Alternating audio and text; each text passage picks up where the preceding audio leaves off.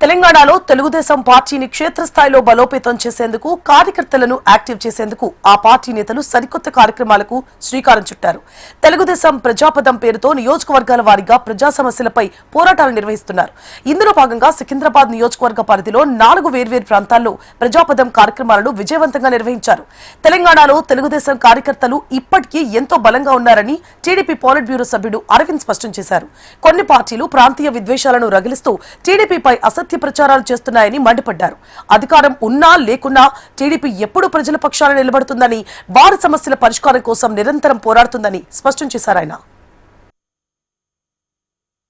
ముఖ్యంగా ఈరోజు ఖైరతాబాద్ నియోజకవర్గం దేవరకొండ బస్తీ నుంచి మరి సికింద్రాబాద్ పార్లమెంట్లో ప్రజాపదం అనే కార్యక్రమాన్ని మొదలుపెట్టి 4వ మీటింగ్ ఇది. మరి ఇన్నేళ్లు తెలంగాణకు సర్వీస్ చేసింది. ఈరోజు తెలంగాణ అభివృద్ధి జరిగింది అంటే తెలుగుదేశం పార్టీ, ముఖ్యంగా చంద్రబాబు నాయుడు గారి యొక్క మరి ఐటీ రంగం రావడానికి కారణం తెలుగుదేశం పార్టీ. మరి సంక్షేమం స్టార్ట్ చేసిందే తెలుగుదేశం పార్టీ, స్వర్గీయ ఎన్టీ రామారావు గారు. ఈరోజు దేశం మొత్తం కూడా వారు చూపించినటువంటి మార్గంలో నడుస్తూ ఉందంటే అది తెలుగుదేశం పార్టీ యొక్క ఘనత.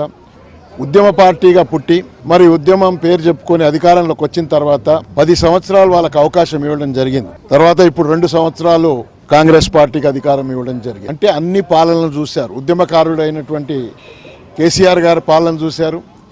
ఏ రకంగా అవినీతి జరిగింది, ఏ రకంగా మేము అప్పుడు విన్నాం, పటేల్ పట్వారీ వ్యవస్థ విన్నాం. ఈరోజు వారిని చూస్తుంటే మరి ఆయన పెద్దగా దొరస్వామి రాజ్యం నడిచింది 10 సంవత్సరాలు అనేది ప్రజల్లో జరుగుతున్నటువంటి చర్చ. మరి ఏ విధంగా అవినీతి జరిగిందని ఒక్కసారి మనం చూస్తే కాళేశ్వరం విషయంలో కానీ, వారి యొక్క సుపిత్రిక అయినటువంటి కవిత గారు మరి అరెస్ట్ కావటం కానీ, వారి యొక్క మధ్యలో పోటీ వాటాలు పంచుకోవడానికి ఏ విధంగా పోటీ పడతా ఉన్నారో అదంతా చూస్తే ఏ లెవెల్లో అవినీతి జరిగిందో ఆ యొక్క చర్యల వల్ల తెలుస్తూ ఉంది. ఇక్కడ తెలుగుదేశం పార్టీ అధికారంలోకి వస్తే మేమే ఉంటాం, ఎవరు అక్కడి నుంచి ఆంధ్ర నుంచో ఇంకోరో, లేకుంటే బాబు గారు అక్కడ ఆల్రెడీ సీఎం ఉన్నారు, వర్కింగ్ ప్రెసిడెంట్ అక్కడనే ఉన్నారు, వాళ్ళు ఎవ్వరు రారు.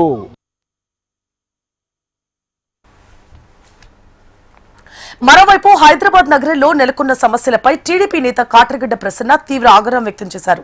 ముఖ్యమంత్రి నగరాన్ని ట్రంప్ నగరంగా మారుస్తామని ప్రగల్భాలు పలుకుతున్నారని, కానీ క్షేత్రస్థాయిలో చూస్తే నగరంలో నీటి సమస్య తీవ్రంగా ఉందని విమర్శించారు. గతంలో ప్రజల కోసం నిజమైన పోరాటాలు చేసి ప్రజా విప్లవాలను తీసుకొచ్చిన చరిత్ర ఒక్క తెలుగుదేశం పార్టీకి దక్కుతుందని ఆమె గుర్తు చేశారు. తెలంగాణలో తెలుగుదేశం మరలా ముందుకు వస్తుంది. ప్రజలంతా కూడా ఆకాంక్షిస్తున్నారు తెలుగుదేశం పరిపాలనలో స్వర్ణయుగాన్ని చూస్తామని. ఈరోజు నీటి ఎద్దడి చాలా తీవ్రంగా ఉంది. చిన్న చిన్న ఈ బస్తీలన్నింటిలో కూడా నీటి సమస్య, నీరు వచ్చే కాల పరిమితి చాలా తక్కువగా ఉండి ఇబ్బందులు పడుతున్నారు. ఇళ్ల సమస్య ఇంతవరకు పూర్తి కాల, రోడ్లన్నీ అధ్వానంగా ఉన్నాయి. అంతర్జాతీయ నగరంగా చెప్తామని ట్రంప్ వీధులను పెడుతున్నటువంటి ముఖ్యమంత్రి గారు ఒక పక్క విశ్వనగరంగా మారుస్తానని కేటీఆర్ గారు ఇంకొక పక్క బీజేపీ పార్టీ, ఇలా వీళ్ళే ఉన్నారు.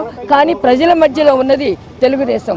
ప్రజల కోసం పోరాటం చేసింది తెలుగుదేశం. చంద్రబాబు నాయుడు గారిని ప్రపంచ నేతగా గుర్తిస్తున్నారు. ఆయనకు ఒక ప్రాంతంతో సంబంధం లేదు. లోకేష్ గారిని కూడా ఈరోజు గ్లోబల్ లీడర్గా చూస్తున్నారు. తెలుగుదేశం తెలంగాణలో తన బావుటాన్ని ఎగరవేసిద్ది. తెలుగుదేశం తెలంగాణలో ప్రజల కోసం పనిచేసిద్ది, ప్రజా సమస్యల కోసం పనిచేసిద్ది.